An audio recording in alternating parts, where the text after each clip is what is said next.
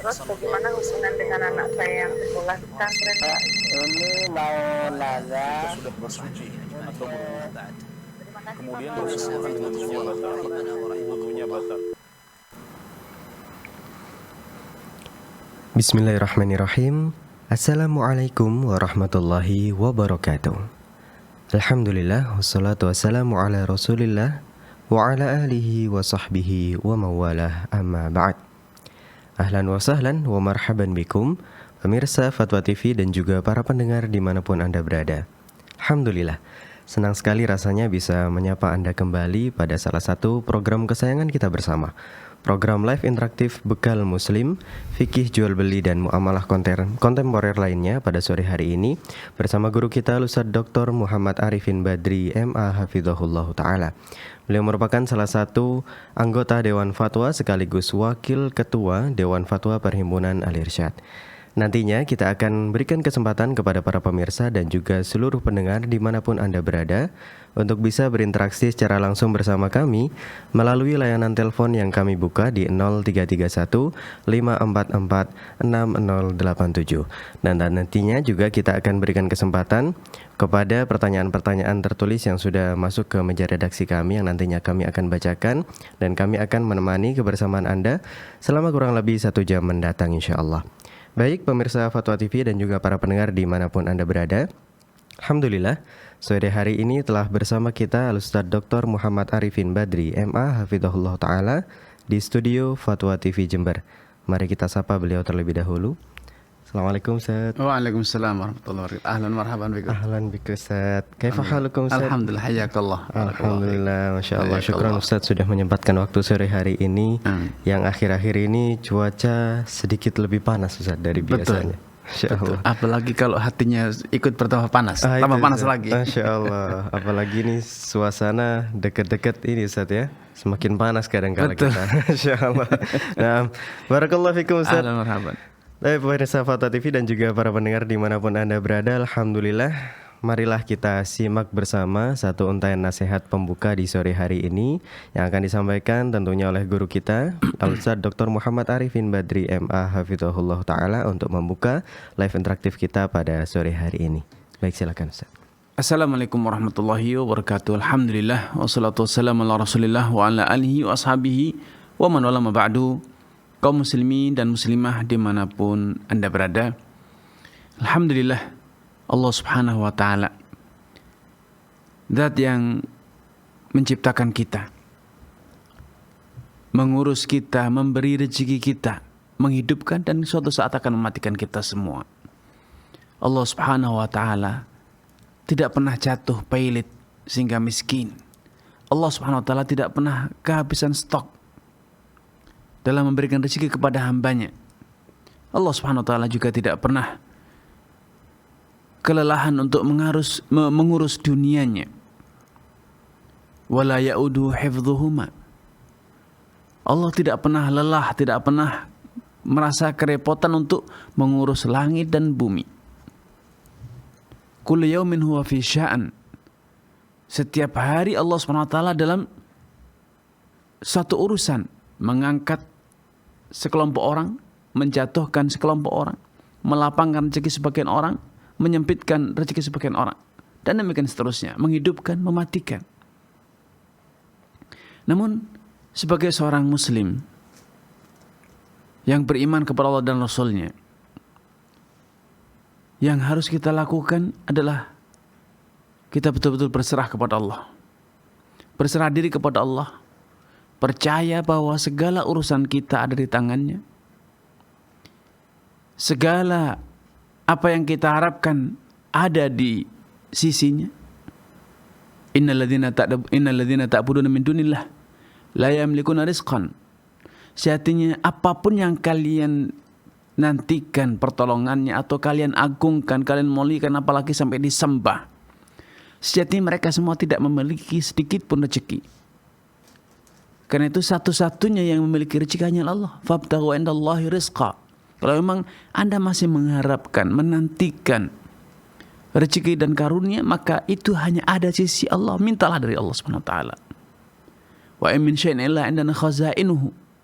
segala sesuatu itu kami memiliki perbendaharaan-Nya. Hanya saja yang Allah turunkan, yang Allah berikan kepada kita, kepada hamba-hambanya, Allah hitung. Allah perhitungkan semuanya. Bukan karena Allah pelit atau khawatir kalau stok rezekinya tidak akan mencukupi seluruh hambanya. Tidak, bukan. Sekali lagi bukan.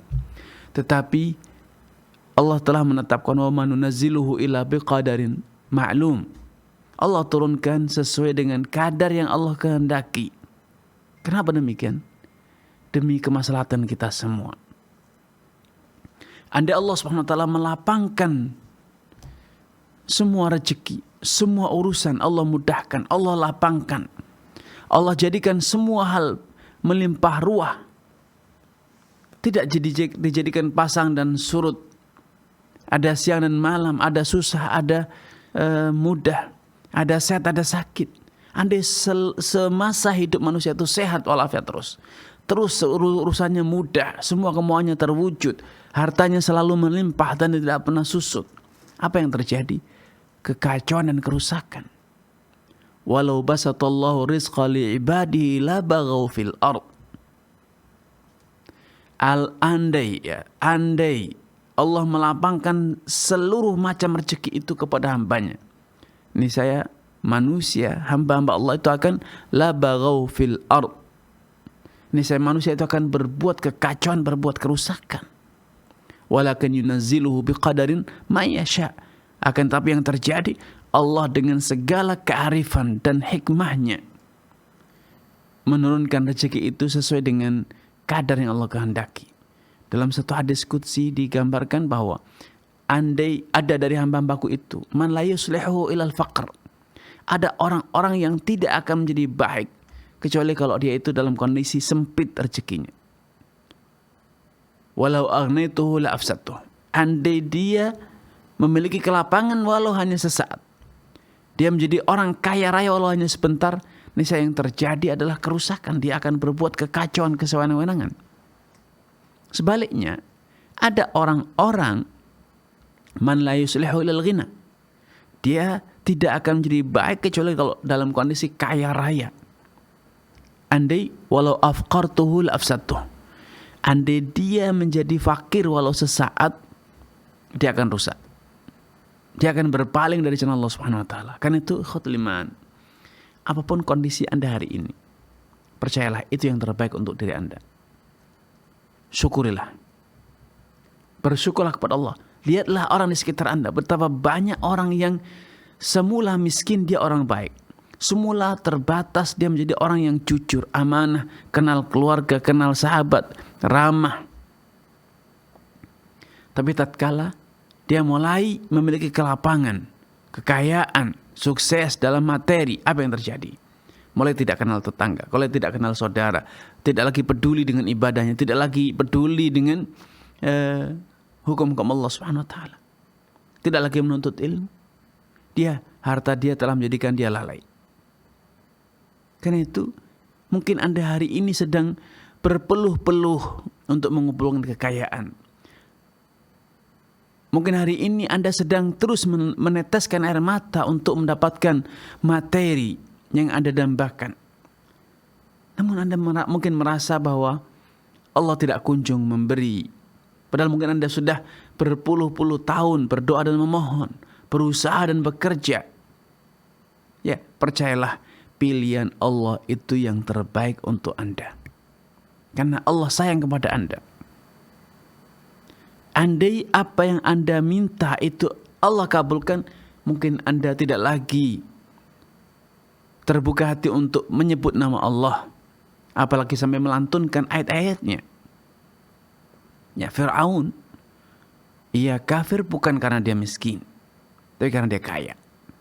Qarun, dia kafir, dia berbuat angkara murka bukan karena dia gagal, tapi karena dia sukses luar biasa.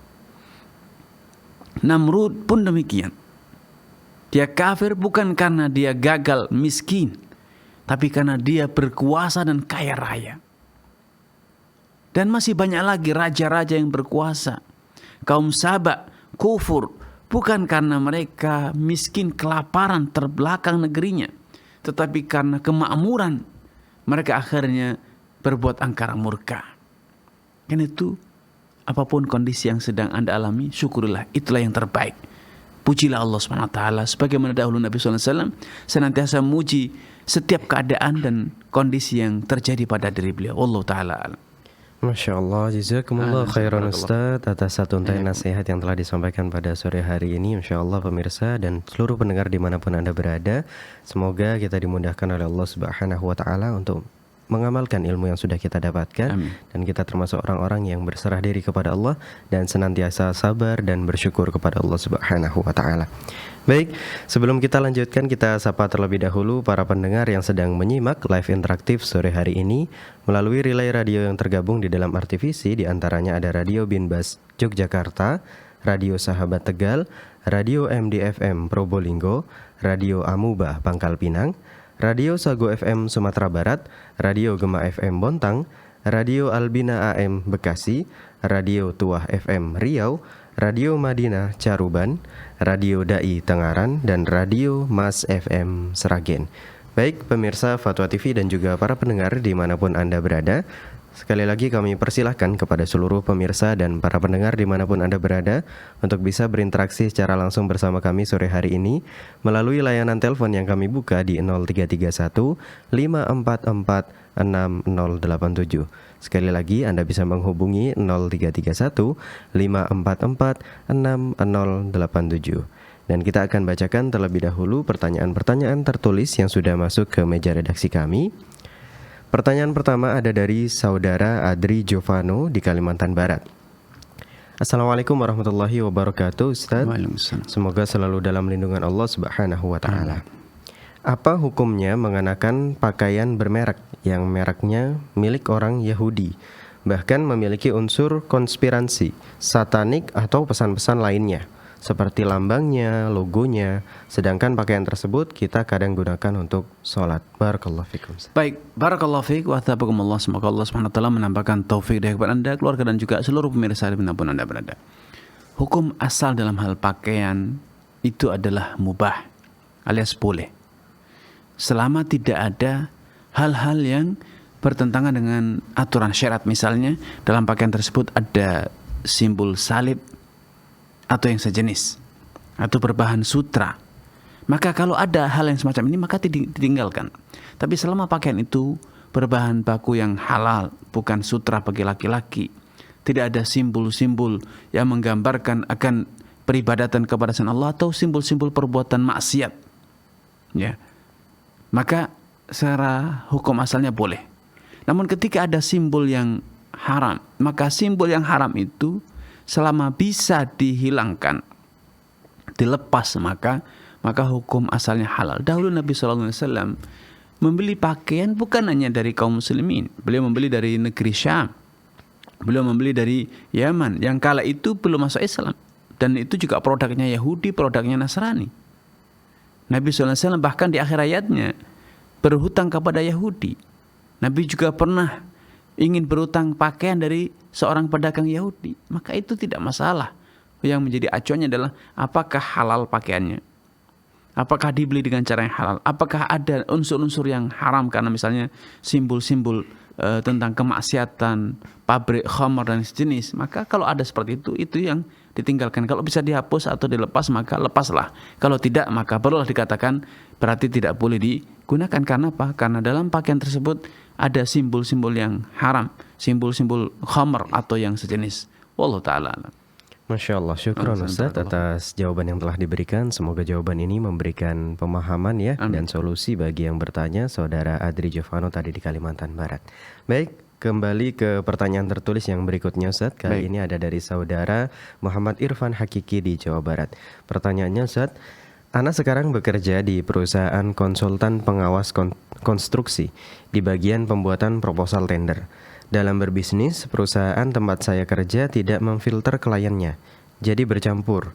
Ada yang dari lembaga ribawi dan yang sejenisnya. Apa hukumnya kerja di tempat Ana sekarang, Ustaz? Baik, barakallahu fiik wa athabakumullah. Semoga Allah SWT menambahkan taufik hidayah kepada Anda, keluarga dan juga seluruh pemirsa dimanapun Anda berada.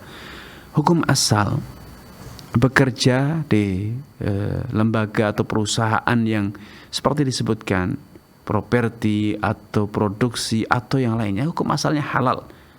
Dengan catatan bila produk-produknya itu adalah halal, memproduksi bahan-bahan yang halal, gedung atau mungkin furniture atau yang lainnya.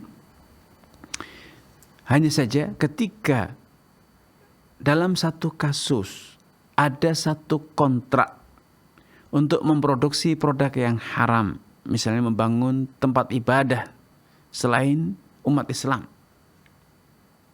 maka walaupun kita sebagai insinyur, walaupun kita sebagai misalnya konsultannya, maka kita tidak boleh terlibat dalam mengerjakan proyek yang haram tersebut. Karena bagi seorang muslim terlarang, ya, ada larangan tegas dalam Al-Quran untuk berkontribusi dalam perbuatan dosa dan maksiat.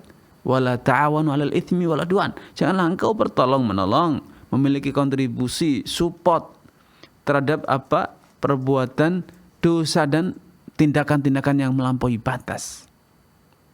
Bahkan Islam juga menekankan agar kita mengingkari kemungkaran sesuai dengan kapasitas dan kemampuan kita masing-masing. Man ra'a minkum mungkaran falyughayyiru biyadihi. Yang melihat dan mengetahui kemungkaran, dia hendaknya hindari, dia perangi, dia cegah dengan dengan kekuatannya. Kalau dia tidak mampu, fabilisani, maka dengan lisannya dia jelaskan. Dia berikan nasihat. Fa lam yastati' fa biqalbi, kalau dia tidak mampu, maka cukup dengan membencinya, menunjukkan bahwa dia tidak suka. Dengan cara apa? Meninggalkan tempat tersebut, menjauhi pelakunya, mengutarakan sikap. Misalnya, saya tidak suka dengan proyek ini misalnya. Dan sebagai konsekuensinya, Anda tidak boleh ikut mengerjakan proyek tersebut. Ya. Adapun dosa selanjutnya, proyek itu diterima, maka itu dipikul oleh yang mengerjakannya, yang terlibat dalam pengerjaannya, yang mengambil keputusannya, dan juga tentu dalam hal ini ownernya, pemilik perusahaan tersebut, yang membuat atau membiarkan adanya proyek-proyek yang haram lolos dalam di perusahaannya. Allah Ta'ala alam. Masya Allah, terima kasih Ustaz. Syukron wa jazakumullah khairan atas jawaban yang telah diberikan atas pertanyaan dari Saudara Muhammad Irfan. Masya Allah, semoga bisa diberikan pemahaman oleh Allah Subhanahu wa Ta'ala atas jawaban yang telah diberikan. Baik pemirsa Fatwa TV dan juga para pendengar dimanapun Anda berada, kembali kita undang Anda sekalian untuk bisa berinteraksi secara langsung bersama kami. Anda bisa bertanya kepada Ustadz berkaitan dengan fikih jual beli dan muamalah kontemporer lainnya melalui layanan telepon yang kami buka di 0331 544 6087. Baik, kembali kita bacakan pertanyaan tertulis yang sudah masuk. Kali ini ada dari hamba Allah di Riau. Assalamualaikum Ustadz yang dirahmati oleh Allah Subhanahu wa Ta'ala. Saya PNS, suami dari keluarga miskin. Bapak suami tidak sanggup cari nafkah lagi dan kerja sebagai guru tahfidz dengan gaji yang sangat kecil. Saya sedang hamil dan kami sepakat saya cuti di luar tanggungan negara. Cuti beberapa tahun tidak dapat gaji. Kalau bisa resign, kata suami. Saya harap suami mau cari kerja yang lain, gaji yang lebih besar. Tapi suami ingin tetap bekerja di sekolah. Ini karena dekat dari rumah dan mau cari pengalaman untuk membuat sekolah sendiri. Mohon nasihatnya Ustaz untuk saya dan suami. Jazakallah khairan. Baik, barakallahu fiik wa athabakumullah. Semoga Allah Subhanahu wa taala menampakkan taufik kepada Anda, keluarga dan juga seluruh pemirsa dimanapun Anda berada.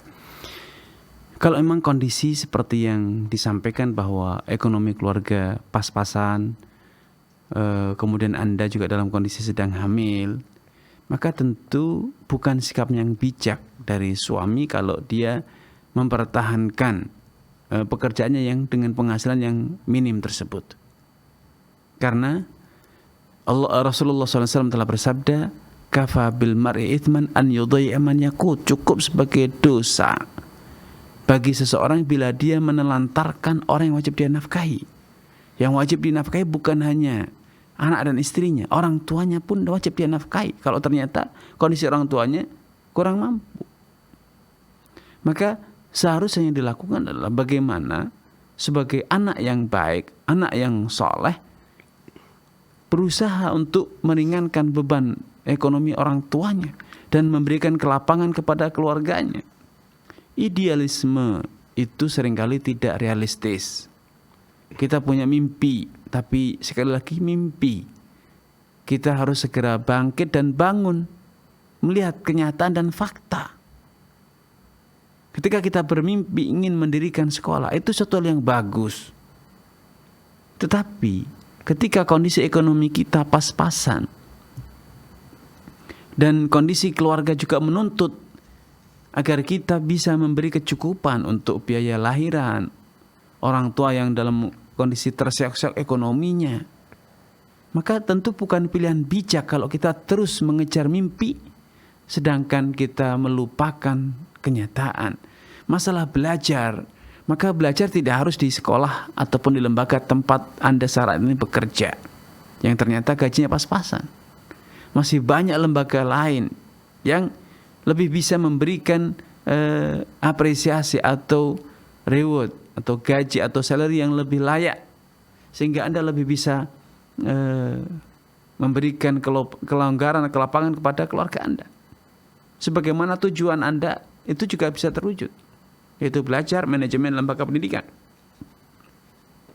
Dan kalaupun Anda tetap berada di tempat ini, maka bukan berarti alasan bagi Anda untuk hanya itu penghasilan Anda. Anda masih bisa misalnya membuat acara privat, mengajar privat orang lain, atau mungkin Anda mulai berwirausaha, jual beli online, atau memproduksi apapun yang bisa Anda lakukan.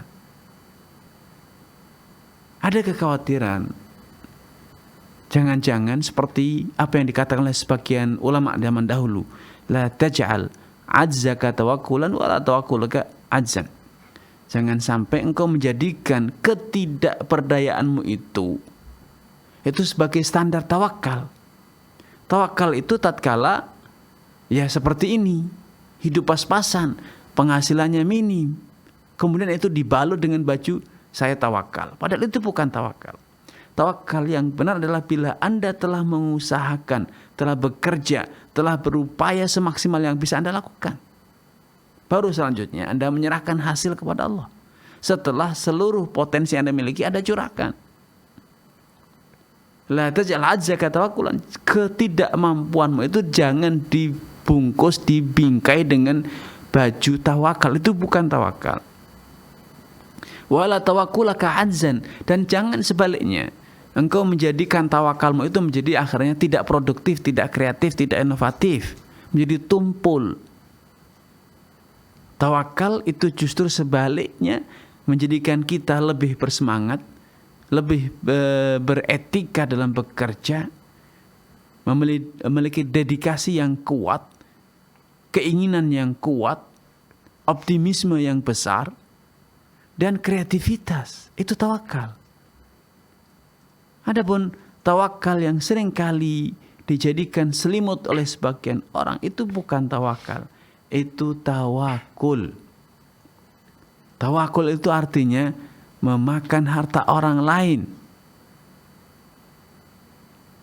Itu tawakul, yaitu dia menanti uluran tangan orang lain, menanti rasa ibadah orang lain. Ini bukan tawakal, sekali lagi bukan tawakal. Makanya dahulu Umar bin Khattab mengatakan, al-mutawakkil man badara al-habba wa tawakkal 'ala Allah.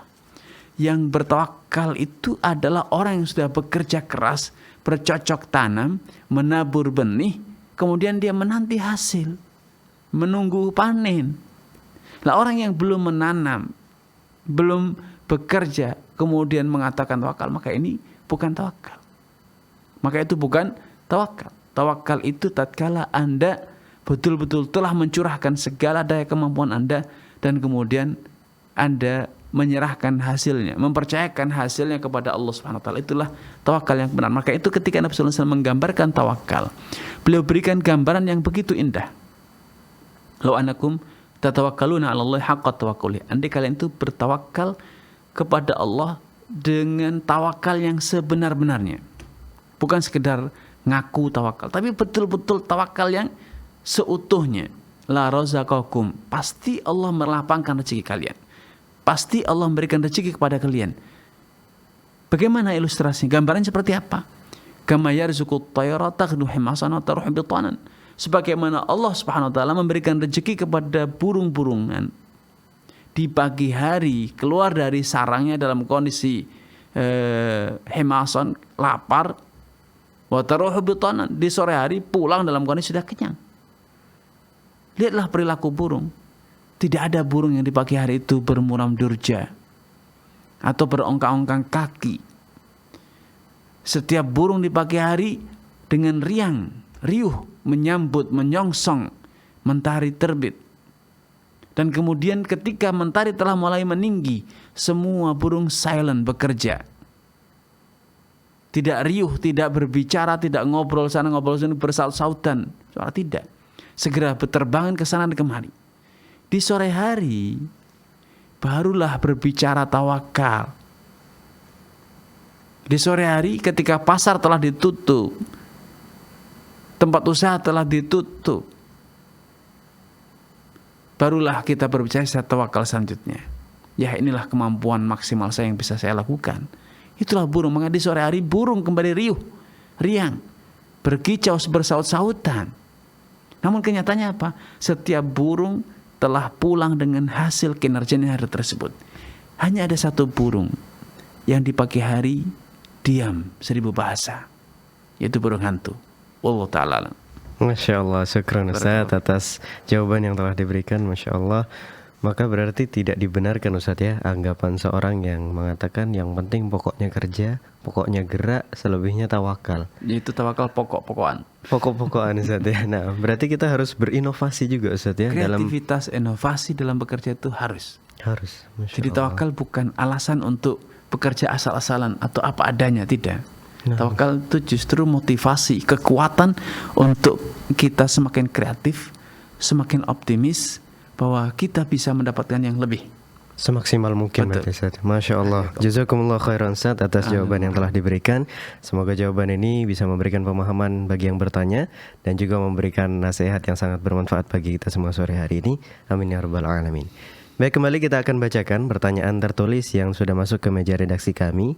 Kali ini ada dari saudari Nurul Widianah di Jawa Barat. Assalamualaikum Ustadz. Saya seorang istri dan ibu dari 3 orang anak.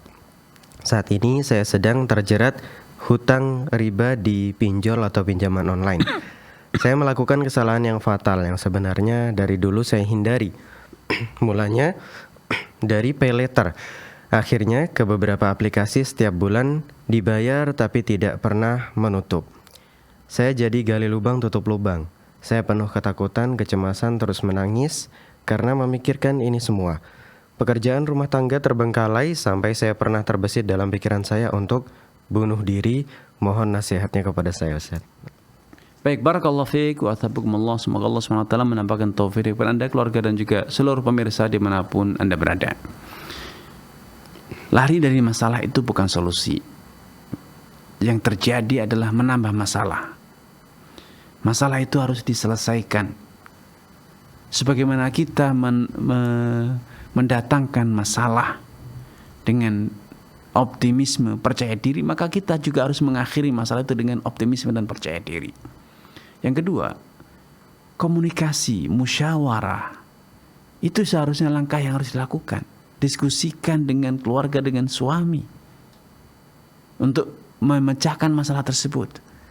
Yang ketiga, konsultasi dengan orang yang ahlinya. Karena pinjol-pinjol tersebut itu adalah seringkali tidak legal, ilegal. Maka ada celah hukum agar Anda terbebas dari hutang pinjol tersebut. Anda mengadu, Anda meminta pelindungan kepada aparat yang berwajib atau pendampingan dari orang yang paham hukum. Selanjutnya, ini salah satu yang paling perdana untuk Anda lakukan, merubah gaya hidup. Putus hubungan dengan dunia luar melalui internet, melalui medsos, karena biang Anda terjatuh dalam pinjol adalah karena Anda berselancar di dunia medsos, di dunia online, yang ternyata terbukti Anda belum cakap untuk hadir di sana, sehingga Anda terperdaya, tertipu dengan bujuk rayu para marketing pinjol. Akhirilah hubungan, hentikan akun Anda. Dan di antara yang harus dilakukan bahwa Anda harus membayar pokoknya, pokok dari hutang tersebut. Misalnya dengan cara jual aset, atau Anda mulai berpikir bagaimana menghasilkan penghasilan lebih, berjualan, memproduksi, jual jasa dan lain sebagainya, merubah pola hidup, gaya hidup.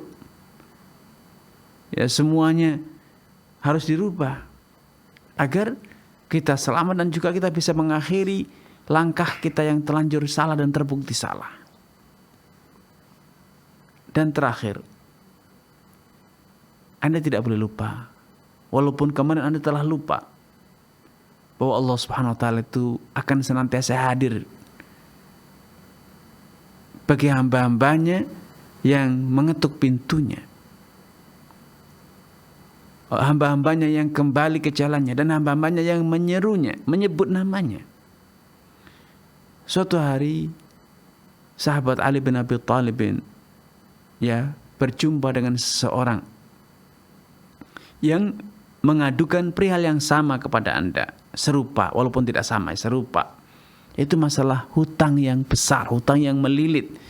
Ia merasa tidak mampu untuk membayar hutang tersebut.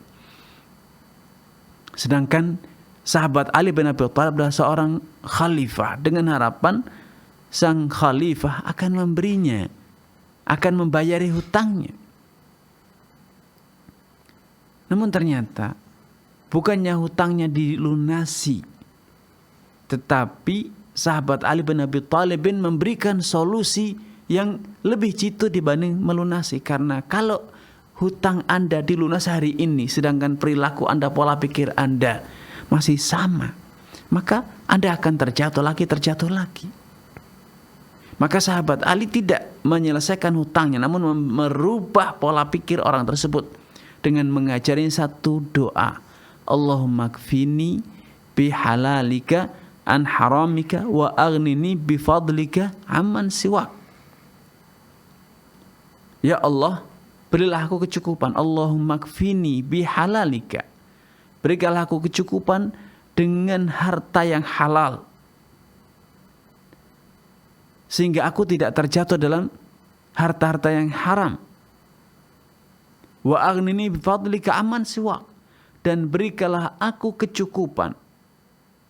Jadikan aku merasa berkecukupan dengan hanya mengharap kemurahan-Mu, sehingga aku tidak lagi memiliki harapan uluran tangan dari siapapun.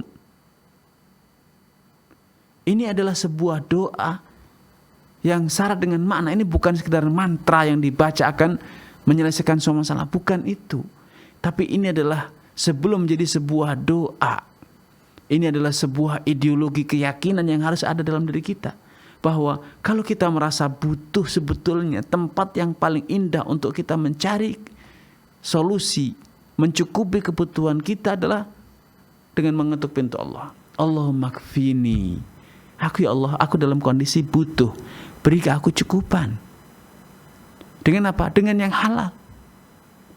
Dan kalau Anda hari ini mengeluhkan kemiskinan, ya Allah, aku dalam kondisi minim harta, sedangkan aku memiliki banyak kebutuhan, maka Anda mengetuk pintu Allah.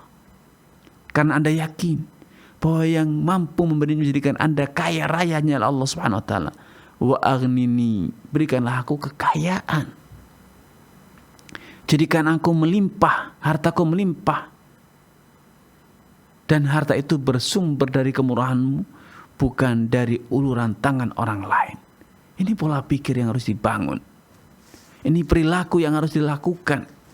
Ini gaya hidup yang harus dijalani, bahwa kita tidak boleh mudah-mudah meminta, baik meminta untuk diberi atau meminta untuk dipinjami. Kenapa? Bukan karena sombong, tetapi tidak sepatutnya walaupun hanya meminta bantuan, meminta pinjam, maka meminta pinjam itu Anda pasti merasakannya. Anda merasa ada orang lain yang berada lebih tinggi posisi dibanding Anda. Ada orang yang Anda yakini dia lebih mampu dibanding Anda. Padahal Allah tidak ridho dengan cara seperti itu. Allah hanya ridho bila Anda sadar dan yakin bahwa satu-satunya yang lebih tinggi dibanding Anda adalah Allah. Satu-satunya yang kuasa memberi hanyalah Allah. Satu-satunya yang memiliki kekayaan hanyalah Allah. Sehingga tidak perlu Anda membukakan tangan Anda kepada sesama manusia. Anda hanya layak membukakan tangan kepada siapa? Kepada Allah Subhanahu wa taala. Ini adalah pola pikir, ini gaya hidup. Ini ideologi yang kemudian diekspresikan dalam sebuah doa, Allahumma kfini bihalalika an haramika wa aghnini bifadlika amman siwak. Allahumma kfini, ya Allah, berikanlah aku kecukupan dengan harta halal yang melimpah darimu, sehingga aku tidak tergoda untuk mengambil yang haram. Wa aghnini bifadlika amman siwak, dan berikanlah aku, jadikanlah hartaku melimpah, aku berkekayaan. Dengan apa? Dengan kemurahan-Mu. Sehingga aku tidak merasa butuh kepada siapa uluran tangan orang lain. Subhanallah. Ucapkanlah doa ini 3 kali setiap hari. Niscaya Allah SWT akan memberikan kelapangan kepada Anda dan menyelesaikan urusan hutang piutang Anda. Allah Ta'ala. Masya Allah, syukron Ustaz atas jawaban yang telah diberikan. Masya Allah. Bagaimana Ustaz jika kondisi pada kasus yang sama, seseorang tersebut hanya punya satu jalan keluar, yaitu dengan menjual asetnya, namun aset ini hasil dari pembagian warisan yang orang tuanya pernah berwasiat agar aset ini jangan sampai dijual, Ustaz. Ya. Wasiat macam itu wasiat yang tidak harus dijalankan, karena kita dalam kondisi dilematis menunda pembayaran hutang, padahal itu zalim. Sedangkan kita mampu, maka itu zalim. Menjalankan wasiat orang tua untuk tidak menjual, itu sama saja kita terjatuh dalam perbuatan dosa. Maka menjual aset dalam kondisi macam itu dibolehkan secara aturan syariat, dan bahkan itulah yang harus dilakukan agar kita tidak menunda hak orang lain. Ya, wallahu ta'ala. Ustaz, Masya Allah, jazakumullah khairan atas jawaban yang telah diberikan dari pertanyaan saudari Nurul Widianah di Jawa Barat. Semoga jawaban-jawaban ini bisa memberikan pemahaman bagi yang bertanya dan bagi kita semua di sore hari ini. Baik, kembali kita undang para pemirsa sekalian untuk bisa berinteraksi secara langsung bersama kami. Anda bisa bertanya melalui layanan telepon yang kami buka di 0331 544 6087 seputar fikih jual beli dan muamalah kontemporer lainnya. Baik, kembali kita akan bacakan pertanyaan tertulis yang sudah masuk. Kali ini ada dari hamba Allah di Jawa Barat. Assalamualaikum Ustaz. Di daerah saya terdapat pembangunan masjid yang didanai oleh pihak swasta, dan pewakaf lahan menyetujui pembangunan masjid tersebut. Namun, sebagai bentuk terima kasih, donatur melalui pengurus daerah meminta masyarakat setempat untuk mengumpulkan rumput secara sukarela sebanyak 10 karung untuk diambil oleh si donatur setiap minggu dalam kurun waktu selamanya. Masyarakat tidak diminta persetujuan apapun sebelumnya. Bagaimana dengan kasus seperti ini, Ustaz? Mohon nasihat dan arahannya. Syukran. Baik, barakallahu fiik wa athabakumullah. Semoga Allah SWT menambahkan taufik kepada Anda, keluarga, dan juga seluruh pemirsa dimanapun Anda berada. Kalau prakteknya adalah adanya imbalan mengumpulkan 10 karung rumput, maka ini sejatinya bukan donasi, ini adalah hutang piutang, ya, di mana penyandang dana menghutangi sejumlah dana yang digunakan untuk pembangunan masjid dan kemudian dikembalikan dalam bentuk 10 karung rumput tiap pekan. Tentu 10 karung rumput itu ada nilainya. Kalau dikonversi dalam nilai pasti akan keluar angkanya. Nah, kalau praktek pengembaliannya itu sepanjang masa, tidak ada batasan, sampai batas waktu yang tidak ditentukan, maka ini namanya gharar. Andai ada batas waktu selama 10 tahun misalnya, maka saya akan katakan itu boleh. Ya, maka itu boleh. Karena hitungan 10 tahun itu bisa dihitung dalam 1 bulan ada 4 pekan.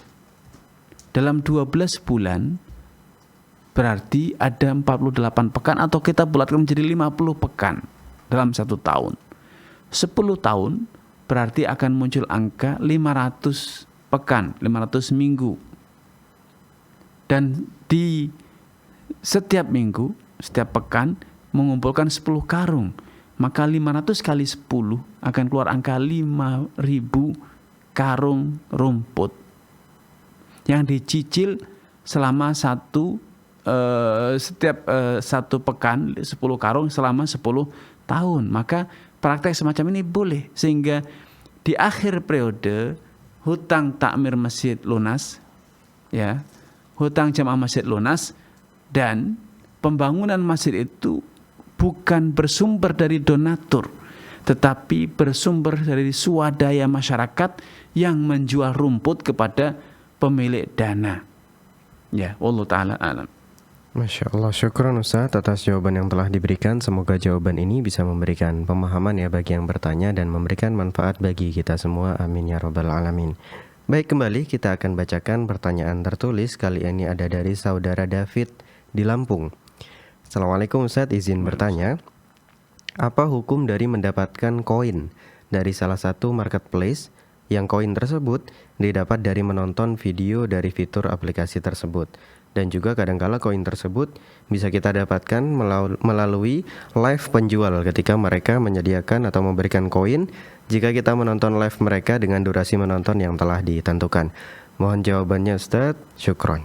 Baik, barakallahu fiikum wa athabakumullah. Semoga Allah Subhanahu wa taala menambahkan taufik kepada Anda, keluarga, dan juga seluruh pemirsa dimanapun Anda berada.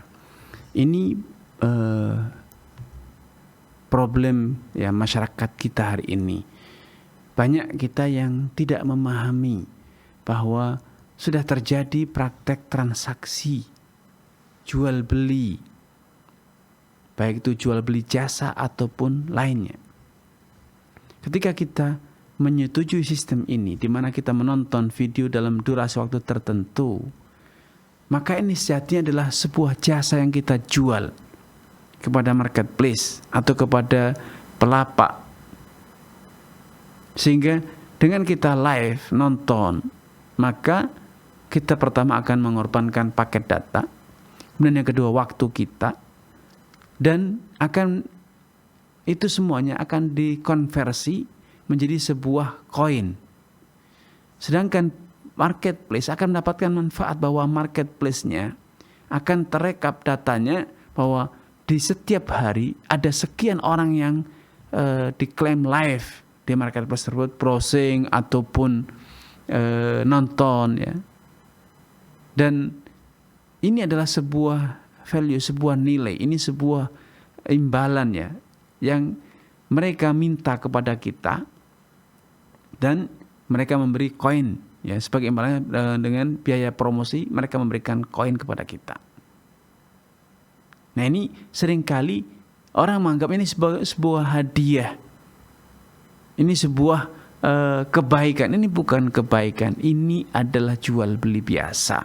Ini barter. Waktu Anda, data, paket data Anda digunakan, Anda korbankan, dan mereka pun akan mendapatkan manfaatnya karena marketplace mereka akan menjadi ramai. Marketplace mereka akan terekap, selalu update atau selalu dikunjungi oleh pelapak, oleh pengunjung dalam hitungan yang banyak di sepanjang waktu. Tentu ini menjadi nilai jual tersendiri bagi marketplace tersebut kepada para investor. Sekali lagi, ini bukan hadiah. Ini adalah praktek komersial ya, jual beli, dalam hal ini jual beli jasa. Karena itu waspadailah. Jangan sekali-kali Anda jual murah kepada orang lain. Waktu Anda, umur Anda itu sangat berharga. Ya, waktu dan umur Anda itu sangat berharga. Jangan Anda jual murah, apalagi Anda buang sia-sia tanpa ada manfaat yang berarti dari yang Anda dapatkan dari aktivitas-aktivitas semacam tersebut. Wallahu taala a'lam. Masya Allah, syukran Ustaz atas jawaban yang telah diberikan. Jazakumullah khairan. Semoga kembali jawaban ini bisa memberikan pemahaman bagi saudara David di Lampung yang bertanya dan memberikan manfaat bagi kita semua sore hari ini. Kembali kita akan bacakan pertanyaan tertulis yang sudah masuk. Kali ini ada dari saudari Syahira di Jawa Barat. Assalamualaikum warahmatullahi wabarakatuh, Ustadz. Waalaikumsalam. Izin bertanya, bagaimana hukumnya membeli perhiasan emas secara online dan apakah boleh kita jasa titip emas dengan akad wakalah? Baik. Barakallahu fiik wa athabakumullah kepada saudari Syahira ya. Semoga Allah SWT menambahkan taufik kepada Anda, keluarga dan juga seluruh pemirsa di mana Anda berada. Jual beli emas secara online itu ada dua kemungkinan. Jual belinya dengan barang, ya, membeli emas dan sebagai pembayarannya kita mengirim satu truk singkong misalnya, maka ini halal. Tapi kalau jual belinya dengan mata uang, ya, kita beli dengan cara transfer uang, maka ini haram. Karena jual beli emas dengan alat transaksi yaitu mata uang itu syaratnya harus tunai. Ini uangnya dan ini emasnya, dan itu tidak mungkin terjadi pada praktek jual beli emas. Nah, kalau kita menggunakan wakalah, kita mewakilkan seseorang untuk membeli atau menjual emas, maka boleh. Selama wakil kita membeli atau menjualnya itu secara tunai, sehingga tidak ada penundaan, maka itu halal ya. Allah Ta'ala alam. Baik Ustadz, terima kasih, syukron wa jazakumullah khairan atas jawaban yang telah diberikan. Baik, kita kembali ke pertanyaan tertulis. Kali ini ada dari saudara Agus Nurdianto di Jawa Timur. Assalamualaikum warahmatullahi wabarakatuh. Izin bertanya berkaitan dengan hukum menghapus merek orang lain, kemudian kita ganti dengan merek kita lalu kita jual, di mana barang tersebut dari pabrik mereka hanya memesan sekaligus memberikan mereknya atau mengganti mereknya, di mana mereka hanya mempunyai hak paten nama saja. Ustaz, mohon penjelasan. Baik. Barakallahu fiik wa athabakumullah. Semoga Allah SWT menambahkan taufik kepada Anda, keluarga dan juga seluruh pemirsa dimanapun Anda berada. Bila penggantian ini atas seizin dari pabrikan, maka boleh. Tapi kemungkinan besar dari yang saya pahami, pabrikan tidak memberikan izin itu, sehingga mereka memberikan mereknya pada produk Anda atau produk tersebut. Nah, ketika Anda menipu masyarakat dengan melepas merek tersebut dan kemudian dipasang merek Anda sendiri, maka ini adalah bentuk manipulasi, ini adalah bentuk penipuan, dan itu hukumnya haram. Karena Anda berkata kepada orang, ini produk kami, padahal itu bukan. Anda bahkan mengklaim itu produk Anda, padahal Anda sadar bahwa itu produk orang lain, dan itu tentu dusta. Walaupun Anda telah membeli produk itu, ya, tapi ketika Anda mengklaim bahwa itu produk Anda, merek Anda, maka berarti Anda telah menipu, ya, menipu konsumen. Dan juga Anda dalam hal ini, karena Anda telah sengaja menipu konsumen, berarti Anda akan mendapatkan keuntungan dari menipu konsumen, dan itu tentu hukumnya haram. Wallahu ta'ala alam. Masya Allah, syukran Ustaz atas jawaban yang telah diberikan. Jazakumullah khairan katsiran wa barakallahu fikum. Dan semoga jawaban ini bisa memberikan pemahaman ya, khususnya bagi yang bertanya saudara Agus di Jawa Timur, dan juga memberikan pemahaman dan ilmu yang bermanfaat bagi kita semua di sore hari ini. Baik pemirsa Fatwa TV dan juga para pendengar dimanapun Anda berada, kembali kita bacakan pertanyaan tertulis yang sudah masuk. Kali ini ada dari saudara Firman di Jawa Barat. Ya. Assalamualaikum Ustaz. Waalaikumsalam. Ana mau bertanya seputar usaha yang Ana jalankan sekarang. Usaha Ana saat ini adalah ternak dan berjualan ikan cupang hias. Namun seiring berjalannya waktu, tren semakin berubah dan para pembeli mulai paham mengenai ikan-ikan yang ingin disalon, seperti merapikan sirip, ekor, dan lain-lain. Bahkan sampai mencabut sisik ikan cupang hias ini agar lebih bersih dan bagus. Apakah teknik ini atau sistem salon ini bertentangan dengan syariat Ustaz? Jazakumullah khairan. Baik. Barakallahu fiik wa athabakumullah. Semoga Allah SWT menampakkan taufik kepada Anda, keluarga dan juga seluruh pemirsa dimanapun Anda berada. Bila praktek salon itu tidak sampai menyiksa, seperti halnya ketika Anda memotong bulu domba, merapikan bulu domba, atau yang sejenisnya, maka ini tidak menyiksa domba, maka itu halal.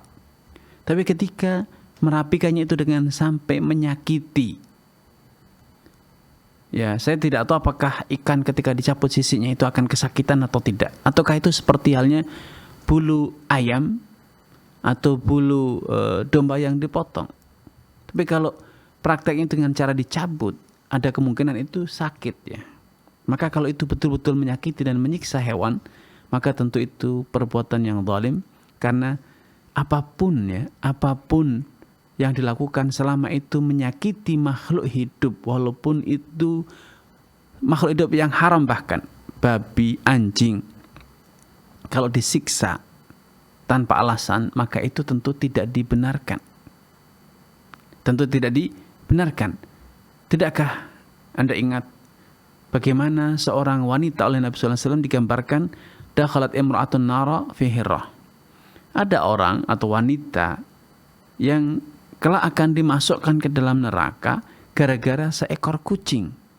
Habasathu lahiya atamathu ta'kulu min khashasil ard wa lahiya amatnu wala tatrukuhu hatta ta'kulu min khashasil ard. Wanita itu mengurung kucing ini, tidaknya diberi makan, tidaknya juga dilepaskan sehingga kucing itu bisa mencari serangga ataupun hewan-hewan yang bisa dia mangsa di sekitarnya. Sehingga akhirnya kucing itu mati kelaparan. Nah, ketika Anda menyakiti demi mendapatkan keuntungan menjual ikan itu dengan cara mencabut sisiknya sehingga ikan itu kesakitan, maka ini adalah bentuk kezaliman kita kepada makhluk-makhluk yang Allah ciptakan. Dan itu tentu tidak dibenarkannya. Wallahu ta'ala alam. Masya Allah, syukran Ustaz atas jawaban yang telah diberikan. Jazakumullahu khairan. Semoga jawaban ini bisa memberikan pemahaman ya bagi yang bertanya, khususnya saudara Firman di Jawa Barat, dan bagi kita semua. Semoga Allah berikan ilmu yang bermanfaat. Amin ya rabbal alamin. Baik, kembali kita bacakan pertanyaan tertulis. Kali ini ada dari saudara Rahmatul Anam di Jawa Timur. Pertanyaannya singkat, Ustaz, apa hukum ikut serikat pekerja? Baik, barakallahu fiik wa athabakumullah.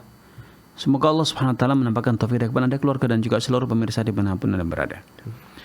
Mengikuti asosiasi atau organisasi atau yang sejenis, bila itu mengandung klausul-klausul kesepakatan yang bertentangan dengan aturan syariat, loyalitas dibangun terhadap di atas organisasi, perserikatan, perkumpulan, maka selama dia sesama satu perkumpulan, satu asosiasi, maka dibela walaupun itu salah, walaupun itu bertentangan, atau bahkan mungkin itu berseberangan dengan ideologi kita sebagai seorang muslim, maka ini satu perkumpulan yang haram hukumnya, fanatisme di atas selain agama Allah Azza wa Jalla.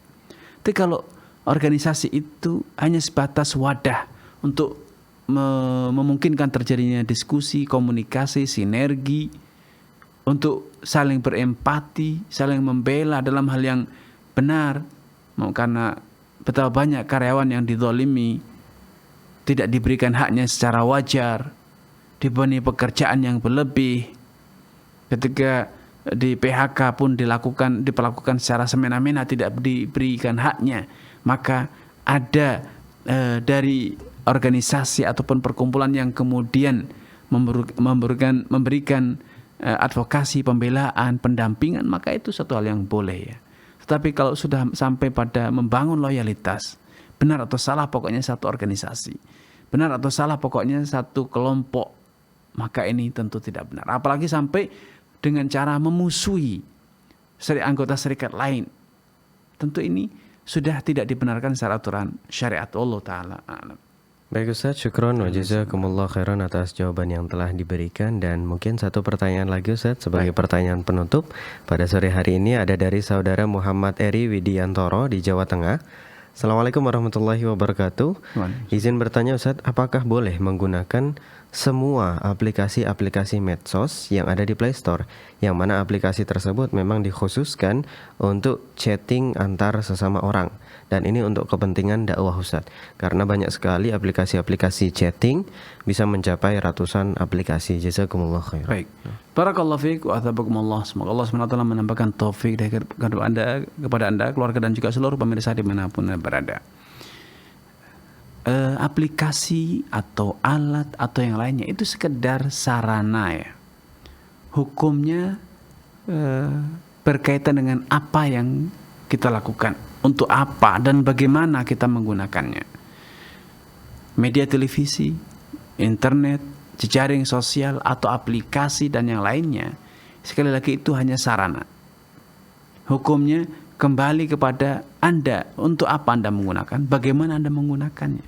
Kalau Anda bijak menggunakannya dan digunakan untuk hal yang baik, maka itu menjadi baik dan bahkan dianjurkan. Tapi ketika Anda salah menggunakan, misalnya bahkan Anda dengan membajak, mengcrack, membuka hal-hal yang tidak seharusnya Anda akses, atau justru Anda menyebarkan sesuatu yang buruk pada medsos tersebut atau aplikasi tersebut, tentu Anda berdosa ya. Aplikasi itu bagaikan pisau. Hukum pisau itu kembali kepada siapa yang membelinya, siapa yang menggunakan, dan untuk apa. Adapun pisaunya sendiri itu halal. Kecuali bila pisaunya itu terbuat dari benda najis, misalnya gagangnya dibuat dari tulang babi misalnya, maka baru muncul hukum. Tapi kalau kakinya dari kayu biasa, berjualan pisau merusak pisau halal, membelinya halal. Sebagaimana aplikasi, kalau di dalamnya memang ada hal yang mengharuskan Anda melakukan yang haram, misalnya Anda memvoting sesuatu yang haram baru bisa download, atau Anda harus mengunggah musik, mengunggah film baru Anda bisa mendownload, maka tentu ini tidak dibenarkan ya. Tapi kalau tidak ada, Anda download bebas, kemudian Anda hanya sekedar menyebutkan data dan kemudian Anda memanfaatkannya secara bijak, maka insya Allah tidak masalah. Wallahu ta'ala a'lam. Baik Ustaz, Masya Allah, syukron atas jawaban-jawaban dan ilmu yang telah diberikan di sore hari ini Ustaz. Alhamdulillah kita menuju ke penutup Ustaz pada pertemuan kita malam sore hari ini, afwan. Itu menjadi pertanyaan terakhir kita Ustaz. Jazakumullah khairan wa barakallahu fikum atas ilmu dan jawaban-jawaban yang telah diberikan. Masya Allah, semoga Allah berikan ganjaran terbaik Ustaz. Amin wa iyyakum. Baik pemirsa Fatwa TV dan juga para pendengar dimanapun Anda berada, usai sudah perjumpaan kita sore hari ini. Dan kami ucapkan juga kepada seluruh pemirsa dan para pendengar dimanapun Anda berada, terima kasih. Jazakumullah khairan katsiran wa barakallahu fikum yang telah menyimak live interaktif kita pada sore hari ini. Dan sebelum kita tutup, kami ingin mengajak kepada pemirsa sekalian guna memanfaatkan peluang untuk bisa berjuang bersama kami dalam syiar Islam di Fatwa TV melalui rekening aktif kami yang bisa Anda saksikan di layar kaca Anda masing-masing. Dan pemirsa jangan lupa untuk saksikan selalu program live interaktif Fatwa TV setiap hari Senin sampai dengan hari Jumat sesuai dengan jadwal yang telah ditentukan. Dan informasi seputar Fatwa TV dan juga Dewan Fatwa bisa Anda akses dengan sangat mudah melalui alamat website kami di www.fatwatv.id dan juga di www.dewanfatwa.com. Dan pemirsa, kita akhiri perjumpaan kita pada sore hari ini. Kami mewakili rekan kerja yang bertugas pamit undur diri, sampai berjumpa kembali pada pertemuan yang berikutnya. Jazakumullah khairan katsiran. Wassalamualaikum warahmatullahi wabarakatuh.